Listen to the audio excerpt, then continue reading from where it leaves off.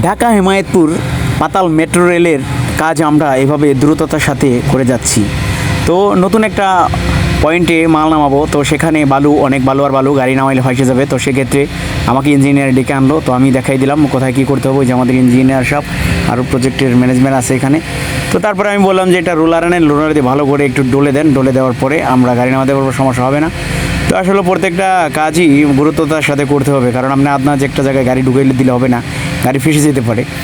তো এটা দেখাই দিয়ে আবার গাড়ির কাছে যাচ্ছি। এই যে মালামালগুলো দেখতেছেন শিট ফাইল বলে এগুলোকে, সিমেন্টের শিট ফাইল। এগুলো প্রায় 65 ফিট, 60 ফিট, 55 ফিট লম্বা আছে। তো আমাদের গাড়িতে করলে এগুলোই টানি। জানেন যে আপনারা আমিনবাজার ব্রিজের নিচ থেকে বুড়িগঙ্গা নদী, এখানে বার্জে করে মালামালগুলো আসে মংলা থেকে, জাহাজ থেকে। তো সেক্ষেত্রে আমরা এখান থেকে এটা 6টা গাড়ি ডিউটি করতেছি। এটা স্বদেশের আওতায়ভুক্ত, স্বদেশ কন্টেনার সার্ভিস। তাদের 3টা গাড়ি আছে আর বাইরের 3টা গাড়ি। যে আমার কলিজের গাড়িটি ওই যে দেখা যায়।